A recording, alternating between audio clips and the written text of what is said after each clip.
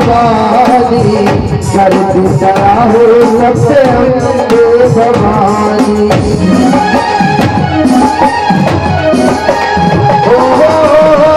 तू है दयालु हमारी माँ भी सवारी, करती दया हो सबसे अम्बे भवानी।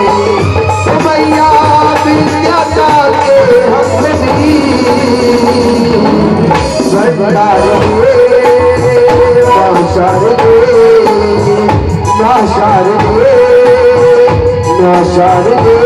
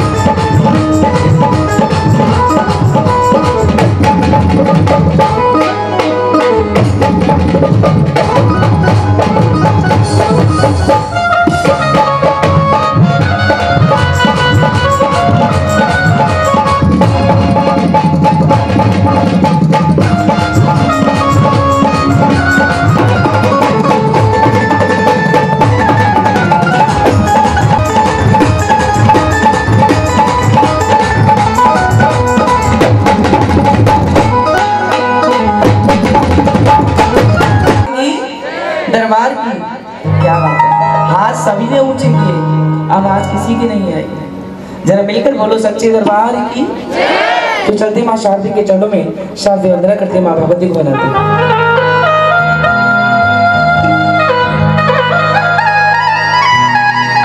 सती गुरु बिन मिले ना ज्ञान, स्वर बिन मिले ना सरस्वती, गुरु बिन मिले ना ज्ञान, गुरु बिन ज्ञान हराम है, ये कह गए वेद पुराण। या देवी सर्वभूतेषु काली सरस्वती ज्वाला रूपेण संस्थिता, नमस्तस्यै नमस्तस्यै मा नमस्तस्यै नमो नमः। सरस्वती मां कंठ में आबसो शारदा, सरस्वती कंठ में आबसो शारदा, मीठी वाणी बोल सको, मीठी वाणी बोल सको, भक्ति रस को तोल सको, भक्ति रस को तोल सको, मीठी वाणी बोल सको,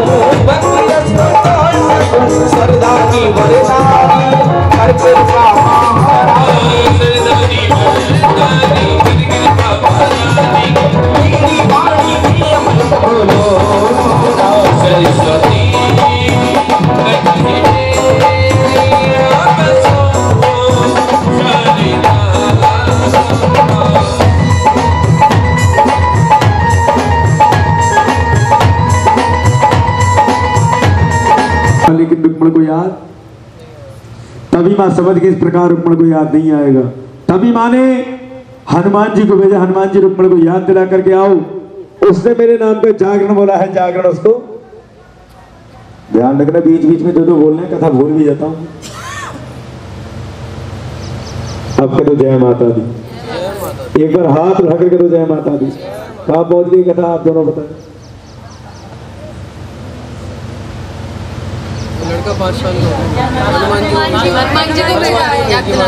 हनुमान जी ने रुक्मण के बेटे पर इतने कष्ट डाल दी, बेटा बीमार पड़ गया, माता ने गला दी है, अनेकों हकीमों वैद्यों को दिखाया, लेकिन बेटी की तबीयत में कोई सुधार।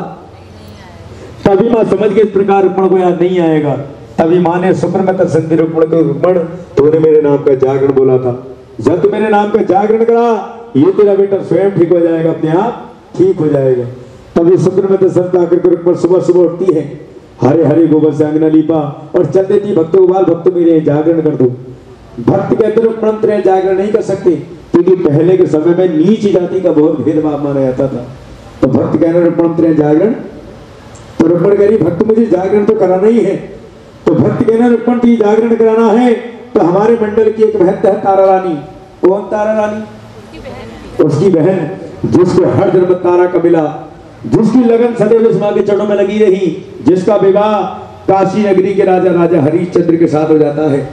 महलों में रहती है, माँ के नाम को लिया करती है, माँ के जागरण को किया करती है। तो भक्त कहना हमारे मंडल की बहन है तारा रानी, यदि तेरे डल स्वीकार कर लेगी तो तेरे जागरण हो सकता है, वरना तेरे जागरण। डल किसको कहते हैं पता है किसी को? पीले चावलों को। जब ये जागरण को होता है, जब पीले चावल बांध के दिए जाते हैं उनको डल कहा जाता है। पुराने समय में घर घर जाकर के बांटी जाती थी पीले चावल, इतना महत्व होता था चावलों का। जो भी इनको ले लिया करता था उससे दरबार में जरूर आना पड़ता था मत्था टेकने के लिए। लेकिन आजकल प्रथा समाप्त होती जा रही है, मोबाइल चलने लगे, फोन कर देते कि हमारे यहाँ जागरण है। जैसी रानी ने आता देखा पुकार उठी आओ बहन, जैसी रानी रुक्मण को बहन कहकर पुकारा, तभी रुक्मण कहती है आप इतने बड़े महलों की रानी, आपने मुझे बहन कहकर क्यों पुकारा? तभी रानी रुक्मण को सारी बात याद दिलाती कि रुक्मण तू मेरे पिछले जन्मों की बहन है, तूने व्रत के दिन मांस खाया, मैं तुझे श्राप दिया, तूने मां से बेटा मांगा, मां के नाम का जागरण बोला, तू जागरण कराना भूल गई, वही जागरण कहे तो मेरे पास आई है, जतने जागरण हो जाएगा। तभी रुक्मण अपनी झोली से पीले चावल खोलकर रानी को देती है।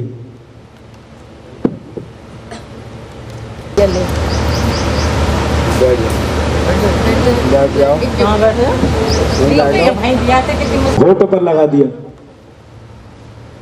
बैठ जाओ। तभी नाई मुस्कुराया, राजा से बड़ी प्यारी बात बोला, राजा हल्का सा गंदा पानी आपके होठों पर लगा तो आपका धर्म भंग हो गया। जो आज रात आपकी रानी नीचों में जाकर जागरण करेगी, वहां का प्रसाद खाएगी तो आपका धर्म भंग नहीं होगा। राजा कहता मेरी रानी और नीचों में जाके जागरण करेगी, मैं भी देखता हूँ कैसे जाती है मेरी रानी। राजा महलों में आ गया, कड़े पहरे लगा दी महलों के चारों ओर पास, एक स्वांग रचाता है, कनी की उंगली काटता है, नमक मिर्च भरता है, आ जाता है रानी के पास की रानी मेरी उंगली में बहुत पीड़ा है, तू मुझे किसी तरह से सुला दे, अपनी पट का सिरारा देकर सुला दे। क्या मैं जागरण में नहीं जाने देगा, लेकिन रानी पतिव्रता नारी है, राजा की आज्ञा का पालन करती है, अपनी पट का सिराना देकर सुला देती है। राजा को नींद नहीं आती, देखो इन्हें नींद आ गई, आप ही से कह रहा हूं। सोच रहे होंगे सबको उतार के तो नीचे बैठा दे, खुद ऊपर बैठ के कथा सुना रहा है, इसकी यही वजह है मैं ऊपर बैठा हूं, वरना मैं भी नीचे बैठ कर कथा सुनाता, क्योंकि मेरी कोई इतनी औकात नहीं इनके बराबर बैठ के तो मैं कथा सुनाऊंगा। क्या तो जय माता दी, एक बार हाथ उठा करके तो जय माता दी, क्योंकि भजन कीर्तन या तारा निकट हमेशा माँ के चरणों बैठ कर सुनी जाती है, क्योंकि इतनी ऊपर ये माँ बैठी है, इतनी ऊपर आप बैठे थे, इस माँ में और आप में क्या अंतर रह गया। क्या तो जय माता दी, हमारी तो मजबूरी है ऊपर बैठे, अगर हम नीचे बैठ कर सुनाएंगे तो कोई सुनेंगे, सो जाएंगे आदित्य। बोली सच्चे दरबार की, दुर्गे मैया की। कहाँ पहुंच गई कथा? रानी पतिव्रता नारी है, राजा की आज्ञा का पालन करती, अपने पट का सिराना देकर सुला देती है, राजा को नींद नहीं आती। तभी रानी माँ को याद करी, माँ यदि आज रात में तेरे जागरण में नहीं गई तो आने वाले समय में कोई तेरे नाम को नहीं लेगा, कोई तेरे नाम के जागरण को नहीं करेगा। जैसी माँ ने रानी की आवाज को सुना, इतनी ठंडी हवा चला दी, राजा पीड़ा से व्याकुल घनी तरस हो गया। रानी ने अपनी साड़ी की रस्सी बनाई, जो खिड़की जंगलों को खड़ा करती थी, उस खिड़की से उतरती रानी दौड़ी चली आ रही है। कहाँ पर? जागरण में दौड़ी चली जा रही है। रास्ते में एक चोर एक लुटेरा मिला, रानी को लूटना चाहा। जैसी चोर ने रानी को हाथ बढ़ाया, रानी की साड़ी का पल्ले चोर के हाथ में आ गया। रानी जोर से कहती जय माता की, इतनी जोर से कहती कि सारे जंगल गूंज उठता है। क्या कहती है? रानी अकेली है केवल, और जयकारा इतनी जोर के लगाती कि सारे जंगल गूंज उठता है। यहाँ तो संगत इतनी जयकारा चाहिए पंडाल में भी छेद हो जा। क्या कहती रानी? देखिए हो गया कोई छेद, थोड़ा जोर से बोली। क्या कहती रानी? जैसी रानी जय माता की कहती है, जितना पल्लू चोर के हाथ में होता है फट जाता है। रानी की घड़ाओं में ही आती, रानी दौड़ी चली आ रही है। पहुंच गई जहां पे जागरण हो रहा है। जाकर के भक्तों ने कह दी, भक्तों माँ को श्रृंगार कराओ, कलर भरवाओ, भोग लगवाओ, यदि मेरा राजा जाग गया तो अनर्थ हो जाएगा। रानी काहे का भोग लाने करी है? काहे का भोग लाने करी रानी? ताली हो जाए जिन्होंने मांस बोला, एक बार जोरदार ताली। पहले किसके जागरण होते थे? काहे की बलि दी जाती थी, भोग काहे का लगाया जाता था। तो रानी काहे का भोग लाने करी है? मांस मदिरा का। रानी करी है माँ को श्रृंगार कराओ, कलश भरवाओ, भोग लगवाओ, यदि मेरा राजा जाग गया तो अनर्थ हो जाएगा। इधर माई एक स्वांग और रचाती है, जो राजा सो रहा है उसको भी जगा। राजा रानी को ना पाकर उसी रास्ते उतरता है, थोड़ा चला रहा है, पहुंच गया जहां पे जागरण हो रहा है। जाकर के देखता सभी खिड़की दरवाजे बंद हैं। राजा दरवाजे की झिरी से आंख लगा करके देखता है तो राजा को अंदर का सारा नजारा दिखाई देने लगता है। अंदर रानी भक्तों ने कही, भक्तों माँ को श्रृंगार कराओ, कलश भरवाओ, भोग लगवाओ, यदि मेरा राजा जाग गया तो अनर्थ हो जाएगा। आइए माँ को श्रृंगार करा जाएगा, कलश भरवाया जाएगा।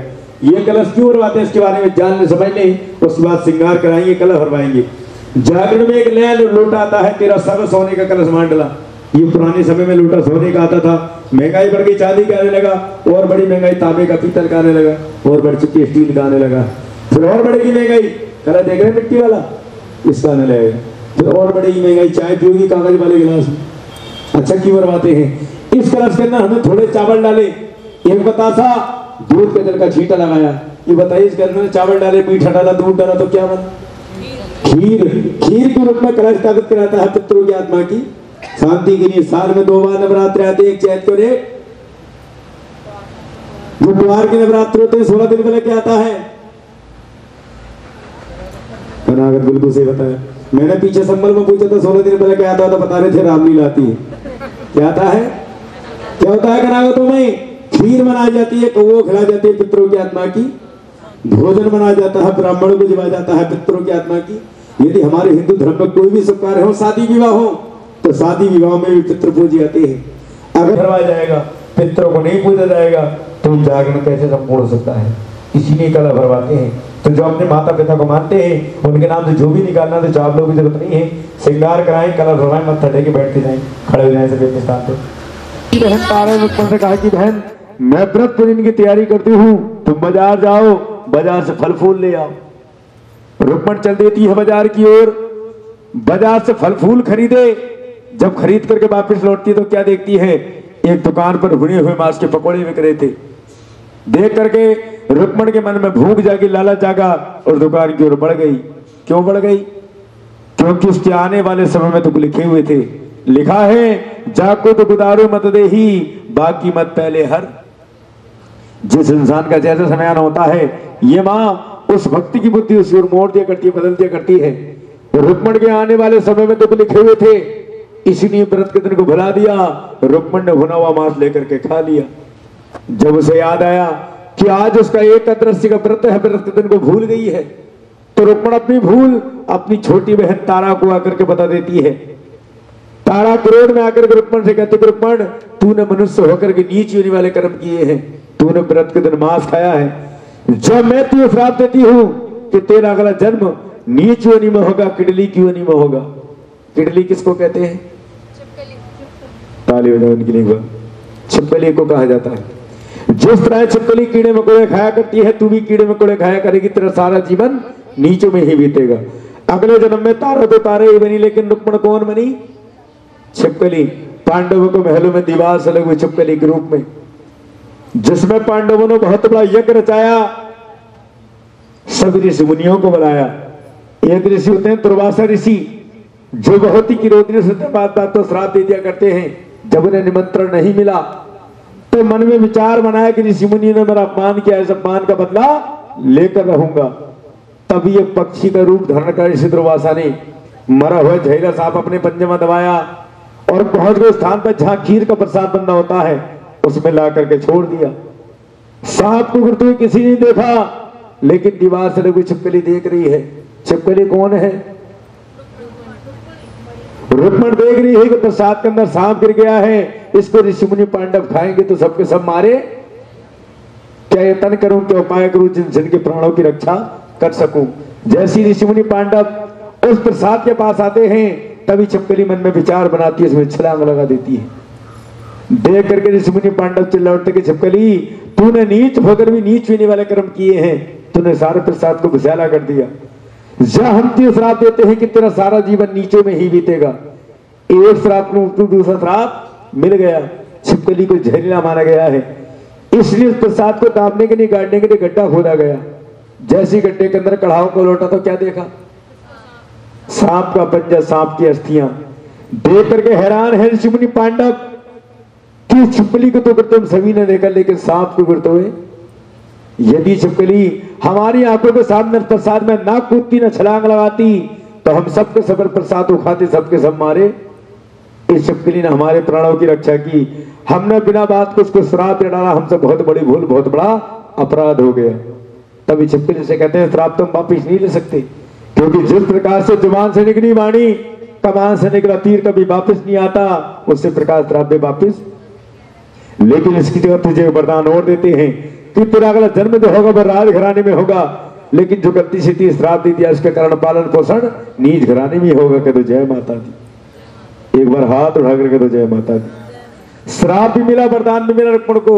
एक राजा हुए स्पर्श नाम के, जिनके हर रुक्मण का जन्म होता है कन्या के रूप में। अच्छा, पीछे वाले को बताओ, जो कथा समझ में आ रही है सबके? नहीं, कथा सभी समझ में आ रही है? एक बार हाथ उठा के बताइए जरा, जिनके नहीं आ रही है समझ में। पीछे एक के भी ना आ रही। आपको तो जय माता जी। बुलवाते कि पंडित जी, मेरी कन्या के नक्षत्र देख करके बताइए मेरे कुल के लिए, खानदान के लिए कैसी है। पंडित जी ने कन्या के नक्षत्र देखे, देख करके राजा को बताया कि राजा, ये कन्या आपके राजपाट के लिए, कुल के लिए ठीक नहीं है, इसको तुरंत ही मरवा दीजिए। तभी राजा ने कहा, पंडित जी, एक कन्या को मरवाना 7 नरकों में जाने के बराबर में, इसको नहीं मरवा सकता। यदि कोई और उपाय हो तो मुझको बताओ। तभी पंडित जी ने बताया, राजा एक उपाय और है, एक लकड़ी का बक्सा बनवाओ, हीरे मोती बक्सों जड़वाओ, कन्या को उसके लिए डाल करके नदी की धार में बहा दो, जहां भी इसका नसीब होगा बहते बहते। तभी राजा ने एक लकड़ी का बक्सा बनवाया, हीरे मोती बक्सों जड़वाए, कन्या को उसके लिए डाल करके पहुंच गए नदी के तट पर। जैसी कन्या को बहाने लगे, राजा की आंखों से झरझर आंसू बहने लगे। तभी पंडित जी राजा को समझाने की, राजा ये कन्या एक पराया धन है, एक न एक दिन तो आपको विदा करना ही पड़ेगा। जैसे पंडित जी ने राजा को समझाया, 5 मिनट बैठ जाए, आप अभी चढ़ाएंगे। पंडित जी की नजर बक्से पर पड़ी, अनेक प्रति के बक्से को पकड़ने के, लेकिन बक्सा पंडित जी के हाथ नहीं आया। आप में से कोई बताएगा क्यों नहीं आया बक्सा पंडित जी के हाथ? ताली बजा भैया की नहीं, जोरदार ताली। क्योंकि इसे श्राप और वरदान दोनों प्राप्त थे। जन्म जो होगा राजघराने में और पालन पोषण जो होगा वो नीच घराने में होगा, इसीलिए बक्सा पंडित जी के हाथ नहीं आया। तभी एक भील जो तट की सफाई करने के लिए आया करता था, उस स्थान से गुजरता है। पंडित जी ने इधर भील पर पड़ी, भील को आवाज लगाई कि हे भील भैया, वो सामने नदी में बक्सा बहता हुआ जा रहा है, उसको निकाल लाओ, उसके अंदर जो भी कुछ होगा आधा आधा। भील आसानी के साथ बक्से को खींच के बाहर लाया। जैसी बक्से को खोला तो क्या देखा? नन्ही सी प्यारी कन्या अपने बाएं पैर का अंगूठा चूस रही थी। कहते जय माता दी। देख करके भील की आंखों से आंसू बहने लगे। पंडित जी से कहता, पंडित जी ये जितनी भी धन दौलत है सब अपने घर ले जाइए, इस कन्या को मुझे दे दीजिए, क्योंकि मेरे यहाँ कोई संतान। पंडित जी ने प्रसन्न मन कन्या को उठा करके भील की गोद में दिया। भील कन्या को लेकर अपने घर की रवाना होता है, पहुंच गया अपने घर। जैसे उस कन्या को अपनी पत्नी की गोद में दिया, उस मां का करिश्मा देखी। जिस स्त्री की कोई संतान नहीं है, जिसको सभी बांझ कहा करते थे, उसके स्त्रोत से दूध छलकने लगा। नन्ही सी प्यारी कन्या पीने लगी। इसी प्रकार उसका लालन पालन लगा। जब वो कुछ बड़ी तो उसका नाम रखा गया रुक्को। इसी प्रकार कुछ समय और बीता। जब वो कुछ और बड़ी हो गई तो घर वालों को चिंता सताने लगी, कन्या सियानी हुई है, इसके हाथ पीले कर दी जाए। कैसे कर दी जाए? नीले पीले कर दी जाए, शादी कर दी जाए। तभी भील परिवार में एक युवक को पर देखा कि रुक्मणी की विवाह की निश्चित तारीख आ गई। रुक्मणी रोती हुई जा रही है, विलखती हुई जा रही है। विदा होकर के पहुंच गए अपनी ससुराल। विवाह को कई साल बीत गए, लेकिन रुक्मण की यहाँ कोई संतान नहीं हुई। एक दिन की बात, जिस जगह जगह रुक्मण की सास सफाई करने के लिए जाया करती थी, एक दिन बीमार पड़ गई तो रुक्मण अपनी सास की जगह सफाई करने के लिए अंदर से जय माता की आवाज सुनाई दे रही थी। क्या आवाज सुनाई दे रही थी? बड़ी जोर जोर की आवाज सुनाई दे रही थी। क्या आवाज सुनाई दे रही थी? लेकिन जयकर हमेशा बैठ जाती है, भक्तों का इंतजार करने लगती कि जय माता की किसको पुकार रहे थे, इसको पुकारने का फल प्राप्त होता है। तो ये एक बात का ध्यान दें, पहले के समय में माँ वैष्णो देवी के जागरण नहीं होते थे, माता महाकाली के जागरण होते थे। खुले स्थानों में जागरण न होकर के बंद कमरों के अंदर जागरण होते थे। क्या होता था जागरणों में? बकरी की बलि दी जाती थी, मांस बदरा का भोग लगाया जाता था। रुक्मण हम माता महाकाली की आराधना कर रहे थे। जो भी भक्त सच्चे मन से कोई मन्नत कोई फरियाद करता है, माँ बड़ी दयावान है, उस भक्त की हर मनोकामनाओं को पूर्ण किया करती, मन में फल दिया करती है। तभी रुक्मण अपनी झोली से पैसे खोल करके भक्तों को देती, भक्तों मेरे नाम के अरदास माँ के चरणों में करा दो, यदि मेरे यहाँ कोई संतान हुई तो मैं इस माँ के नाम का जागरण कराऊंगी। लेकिन जागरण में 3 अरदास बहुत अनिवार्य माने के जो कहकर कराते हैं। पहली अरदास जोर की अरदास, ये दूसरी अरदास है रुक्मण की अरदास, मन्नत की अरदास। देखिए सुबह सुबह का समय है, जिनको रुक्मण की मन्नत मांगनी है तो किसी को दिखाना नहीं है क्या चढ़ाना है, ना ही किसी को बताना है क्या मांगना है। जिनको रुक्मण की मन्नत मांगनी है अपनी नेक कमाई से बिल्कुल अपना हाथ मिलेंगे, आकर के दरबार में चढ़ाएंगे, मत्था टेक कर मन्नत मांग करके बैठते जाना है। और जिनके नारियल रहेंगे नारियल भी चढ़ा सकते हैं, खड़े हो जाए सभी खड़े हो जाए अपने स्थान पर। जिनको मन्नत मांगनी है वो खड़े हो जाए, और जिनकी पूरी हो चुकी तो बैठे रहो, जल्दी खड़े हो जाए। केवल 5 मिनट का समय रुक्मण की अरदास है, ये गुप्त अरदास है, माइक पर नहीं बोली। सरस्वती कंठ में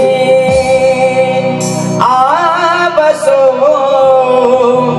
शारदा, सरस्वती कंठ में आबसो शारदा, मीठी वाणी बोल सको, भक्ति रस को तोल सको, भक्ति रस को तोल सको, मीठी वाणी बोल सको, भक्ति रस को तोल सको। सरदा की वरदानी कर कृपा महारानी, सरदानी वरदानी कर कृपा महारानी, मीठी वाणी भी अमृत बोलो, सरस्वती कंठ में आबसो शारदा।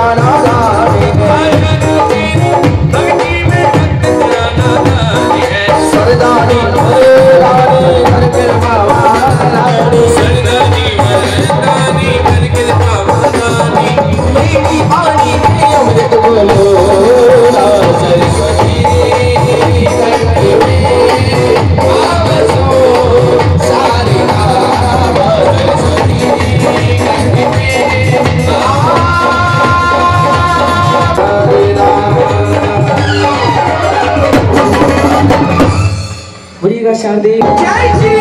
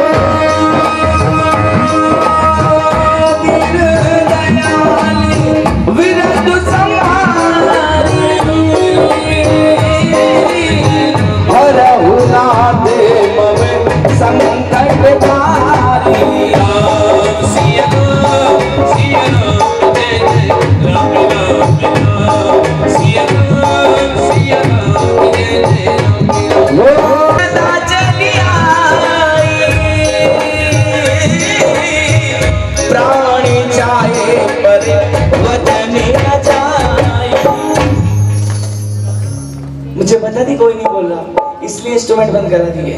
जरा मिलकर बोलिएगा, राम सिया राम, राम सिया राम। अच्छा आधे आधे वक्त बोलिएगा, पहले आप बोलिएगा, पहले आप बोलिएगा, राम सिया राम। अब आप बोलिए, आप सुनिएगा, मैं जरूर बोलिए कि भक्ति के वश में है भगवान। आवाज इधर से आ रही है। अच्छा खाना नहीं खाया आपने, पूछा नहीं होगा ना, आप पूछते हो खा लेते हैं ना। फिर से सुनिएगा, एक बार फिर से बोलिए, आप बोलिएगा, मिलकर बोलिएगा, राम सिया राम, जय जय राम राम। पहले से और बढ़ गई, मिलकर बोलिएगा कि भक्ति के वश में है भगवान।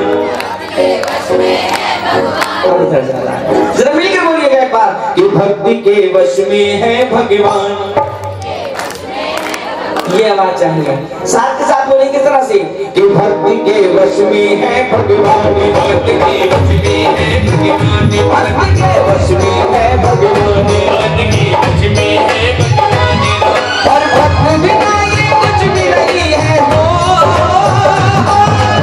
भक्ति बिना ये कुछ भी नहीं है, भक्ति की जान। भक्ति के वश में है भगवान, भक्ति के वश में है भगवान। भक्त मुरली वाले रोज वृंदावन डोले, भक्त मुरली वाले रोज वृंदावन डोले। कृष्ण को लल्ला समझे, कृष्ण को लल्ला बोले, कृष्ण को लल्ला समझे, कृष्ण को लल्ला बोले, कृष्ण को लल्ला समझे, कृष्ण को लल्ला बोले। कृष्ण के प्यार में पागल हुई वो प्रेम दीवानी, अगर भजनों में लागे छोड़ दे दाना पानी, अगर भजनों में लागे छोड़ दे दाना पानी।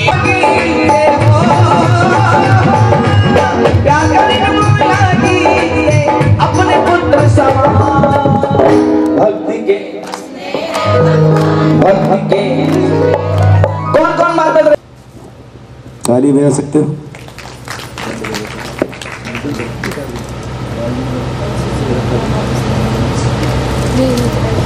आइए बैठ जाए सभी। अब कह दो जय माता दी, एक बार हाथ उठा करके दो जय माता दी।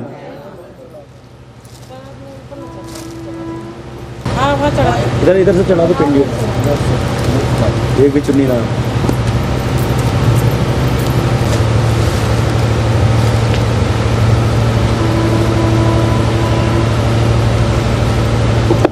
अब कह दो जय माता दी, एक बार हाथ उठा करके तो जय माता दी। वैसे एक बार बताऊं मैं, जिनको बोलने के सामने चक लो, रानी मां सुभद्रा का प्रसाद निकाल करके चक लेती है।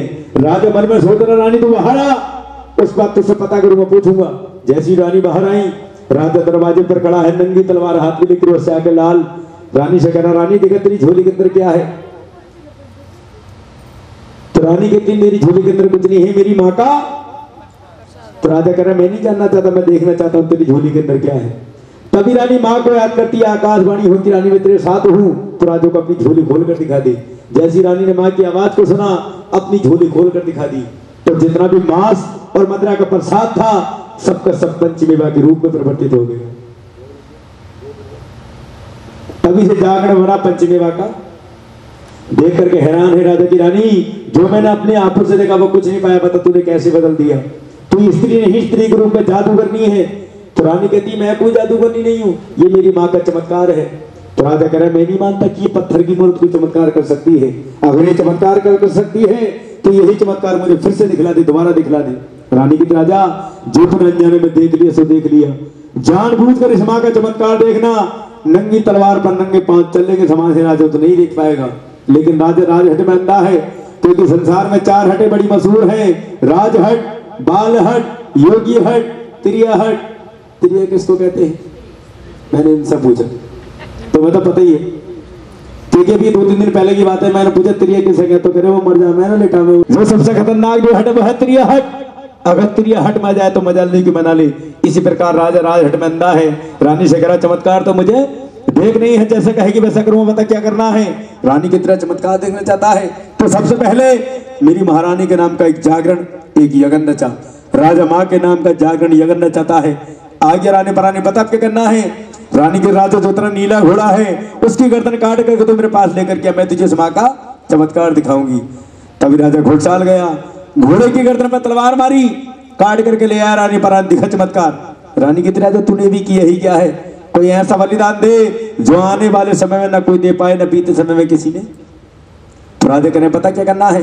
तो रानी के राजा जो तेरे इकलौता बेटा है सुंदर, उसकी गर्दन काट करके तो मेरे पास लेकर गया, मैं तुझे माँ का चमत्कार दिखाऊंगी। तभी राजा ने बेटे को वाय लगा, बेटा दौड़ा चलाया, आकर के कहता है पिताजी बताइए क्या क्या है मेरे लिए। तो राजा कह रहे हैं बेटे मुझे तेरी गर्दन काटनी है, तेरी माँ का कहना है। तो इतना आज्ञाकारी बालक पिता के कहने पर शीश झुकाकर खड़ा हो गया, कहने लगा मेरा पिता मेरी गर्दन काटे गए, मेरी माँ का कहना है तुम्हें स्वर्गधाम स्वयं में घुल जाएंगे। कह दो जय माता दी। इतना आज्ञाकारी बालक उस समय का। अगर आज के बालक से कह दी जाए ना बेटी में इतनी उंगली भी काटनी है, तो आप जानते हैं आज का बालक क्या करेगा। राजा ने तलवार निकाली, बेटे की गर्दन पर मारी, काट करके ले आया। रानी पर दिखा चमत्कार। रानी की तरह बेटे और घोड़े के छोटे छोटे टुकड़े कर, राजा बेटे और घोड़े के छोटे छोटे टुकड़े करता है।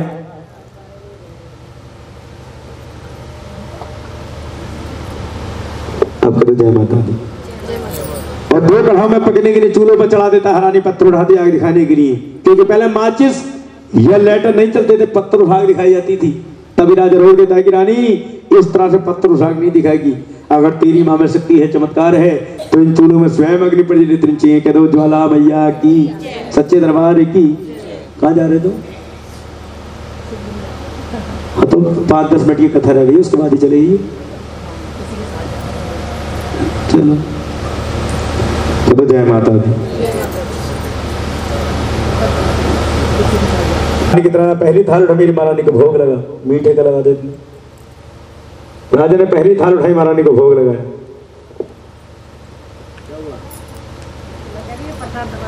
देख तेरी परीक्षा की घड़ियां समाप्त हो चुकी हैं, जितने तेरे आंसू बहे हैं सबके सच्चे मोती के रूप में परिवर्तित हो चुके हैं। कह दो जय माता दी।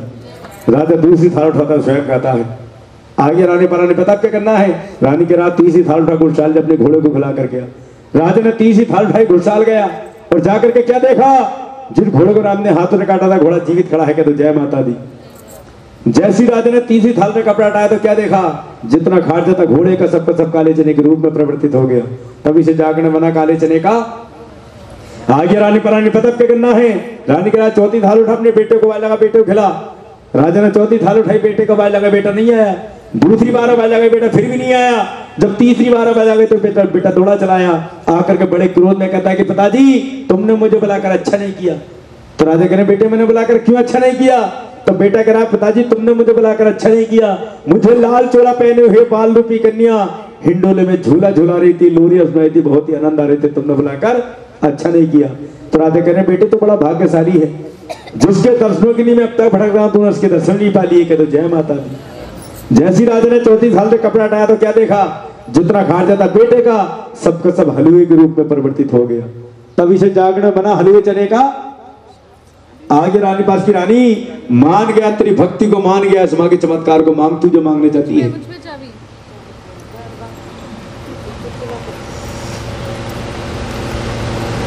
रानी कहती है तू मुझे क्या देगा, सारे संसार को पालने वाली मेरी मां है, तू क्या दे सकता है मुझे।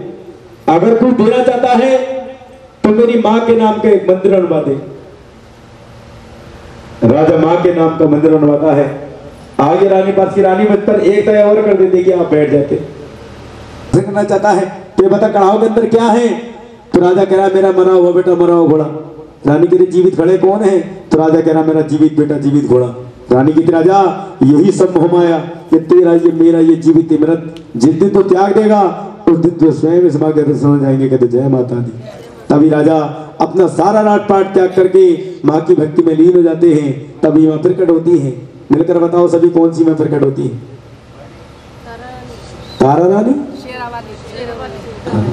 पीछे वालों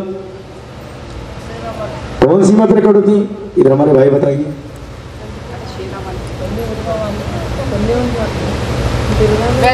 कौन सी मां प्रकट होती है, पीछे कुर्सी वालों इधर। हाँ बता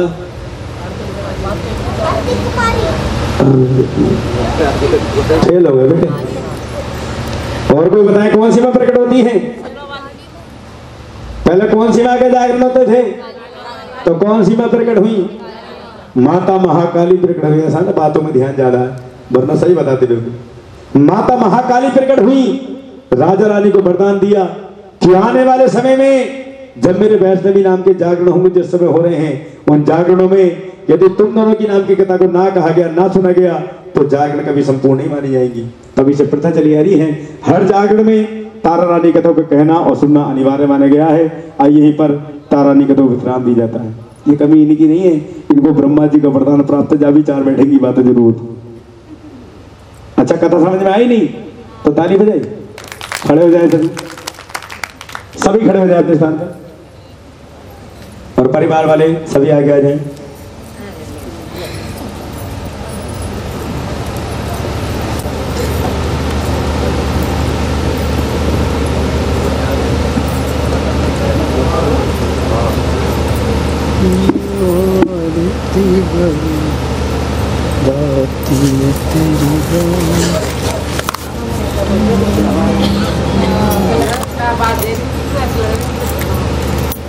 बरदाती मैं तेरी गाँव, आरती बरदाती मैं तेरी गाँव। तुम बिन कौन सुने मेरी मैया, तुम बिन कौन सुने मेरी मैया। किसको जाकर बिन सुनाऊं, आरती बरदाती मैं तेरी गाँव। असुरों ने देवों को सताया, असुरों ने वेदों को सताया। तब तूने रूप धरा महामाया, तब तूने रूप धरा महामाया। मैं उसी रूप के दर्शन पाऊं, आरती बरदाती मैं तेरी गाँव। रक्त बीच मधु के तब मारे, रक्त बीज मधु के तब मारे। अपने भक्तों के मैया काज सवारे, अपने भक्तों के मैया काज सवारे।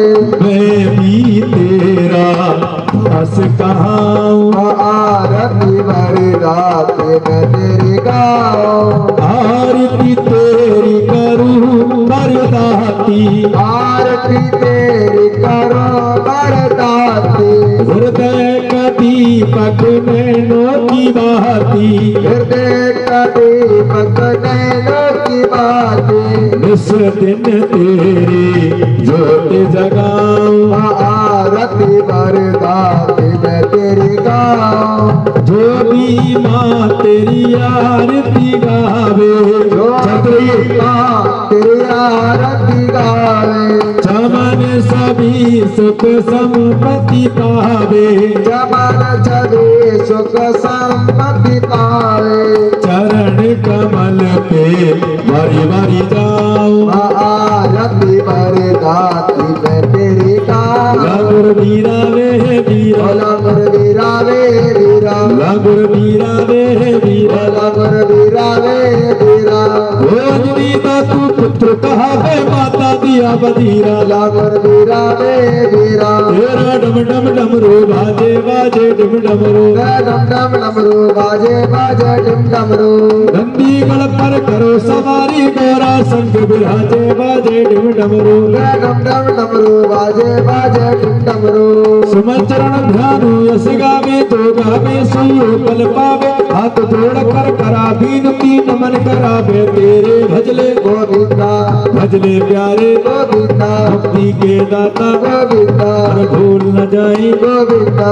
बंसी वाले वो आए। हर रास रचाने, वो आए। हर जमुना किनारे, वो आए। हर जमुना किनारे, वो आए। हर जय देवा बोलो जय देवा। जय देवा बोलो जय देवा। वैष्णो माई को जय देवा। हर लंगुर वीर को जय देवा और भैरव बली को जय देवा भोले शंकर को जय देवा श्री कृष्ण जी को जय देवा श्री राधा जी को जय देवा श्री रामचंद्र को जय देवा सीता मैया को जय देवा गणपति बाबा को जय देवा लक्ष्मी माता को जय देवा श्री ब्रह्मा जी को जय देवा श्री ब्रह्माणी को जय देवा श्री सूर्य देव को जय देवा श्री चंद्र देव को जय देवा गंगा मैया को जय देवा राधा मैया को जय देवा सरस्वती माता को जय देवा संतोषी माता को जय देवा माँ नैना देवी जय देवा माँ चिंतपूर्णी जय देवा माँ कांगड़े वाली जय देवा भोला मैया को जय देवा और शनि देव को जय देवा और गुरुदेव को जय देवा और सब भक्तों को जय देवा कृष्ण बच्चे को